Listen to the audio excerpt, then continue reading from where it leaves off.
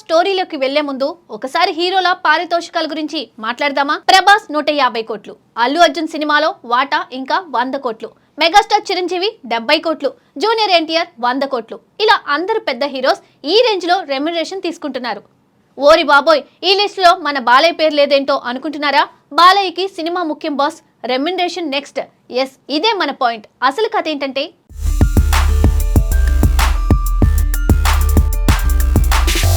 ఈ రోజుల్లో cinema industry అంటే గ్లామర్, భారీ బడ్జెట్లు, కోట్లలో తిరిగే పారితోషికాలు అన్నీ కలిపి ఒక ప్రత్యేక ప్రపంచంగా మారిపోయింది. ఒక హీరోకు ఒక హిట్ పడితే చాలు, అతని రెమ్యునరేషన్ ఒక్కసారిగా ఆకాశాన్ని తాకుతుంది. కొన్నిసార్లు సినిమా ఫలితం ఎలా ఉన్నా ముందుగా కుదుర్చుకున్న ఒప్పందం ప్రకారం నిర్మాతల నుండి భారీ మొత్తాలను తీసుకోవడం కూడా సాధారణంగా మారిపోయింది. ఇలాంటి పరిస్థితుల్లో ఒక స్టార్ హీరో మాత్రం తనదైన మార్గాన్ని ఎంచుకొని నిర్మాతల పట్ల తన బాధ్యతను చూపిస్తూ అందరు ప్రశంసలు అందుకుంటున్నారు. ఆ హీరో మరెవరో కాదు, నందమూరి బాలకృష్ణ. బాలయ్య గురించి ప్రత్యేకంగా చెప్పాల్సిన అవసరం లేదు. ఆయన కెరియర్లో ఎన్నో హిట్ సినిమాలు ఉన్నాయి. ముఖ్యంగా ఇటీవల కాలంలో ఆయన ఫామ్ చూస్తే నిర్మాతలు ఆయనతో సినిమా చేయడానికి పోటీ పడుతున్నారు. అఖండతో మొదలైన విజయ పరంపర ఆ తర్వాత వచ్చిన సినిమాలతో మరింత బలపడింది. ఆయన నటన, డైలాగ్ డెలివరీ, స్క్రీన్ ప్రెజెన్స్ ఇవన్నీ ప్రేక్షకులను ఎంతగానో ఆకట్టుకుంటున్నాయి. అందుకే ఆయన అడిగినంత పారితోషికం ఇవ్వడానికి నిర్మాతలు వెనుకాడడం లేదు.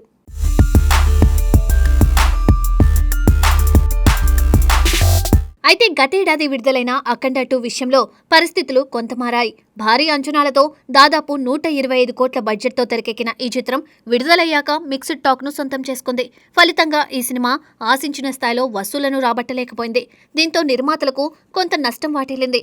సాధారణంగా ఇలాంటి సందర్భాల్లో హీరోలు తమ పారితోషికాన్ని తగ్గించుకోవడం చాలా అరుదు.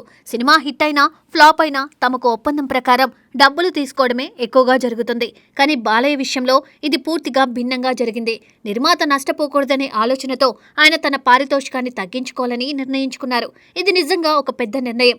గతంలో అఖండ 2 కోసం దాదాపు 40 కోట్ల పారితోషికం తీసుకున్న బాలయ్య ఇప్పుడు తన తదుపరి ప్రాజెక్టు కోసం దాదాపు 10 కోట్లను తగ్గించుకున్నారట. అంటే ఆయన ఈ సినిమా కోసం సుమారు 30 కోట్లకు ఒప్పుకున్నారని సమాచారం. ఈ సినిమాకు దర్శకత్వం వహిస్తున్నది గోపీచంద్ మలినేని. ఇప్పటికే ఈ కాంబినేషన్లో వచ్చిన వీరసింహారెడ్డి మంచి విజయాన్ని సాధించింది. ఇప్పుడు మళ్లీ ఈ ఇద్దరు కలిసి పనిచేస్తుండటంతో అభిమానుల్లో భారీ అంచనాలు నెలకొన్నాయి. ఈ సినిమాలో బాలయ్య ఒక పవర్ఫుల్ గ్యాంగ్స్టర్ పాత్రలో కనిపించబోతున్నారని టాక్. ఆయన లుక్, పాత్ర, యాక్షన్ సన్నివేశాలు అన్ని ప్రేక్షకులకు ఒక కొత్త అనుభూతిని ఇవ్వబోతున్నాయని చెబుతున్నారు.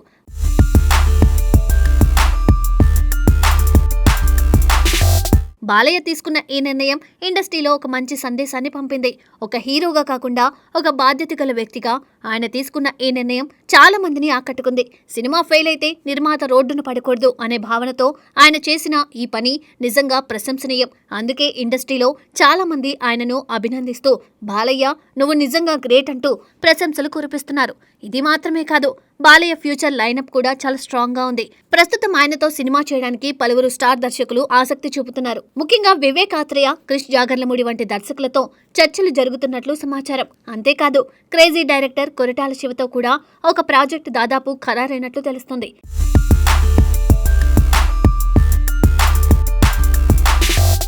ఈ ప్రాజెక్టుకు సంబంధించిన అధికారిక ప్రకటన మే 1న పూజా కార్యక్రమాలతో విడుదల కానుందని టాక్.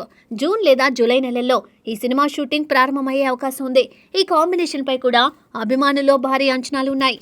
ఎందుకంటే కొరటాల శివ కథల్లో ఉండే మెసేజ్, భావోద్వేగం ఇవన్నీ బాలయ్య స్టైల్కు బాగా సరిపోతాయని భావిస్తున్నారు.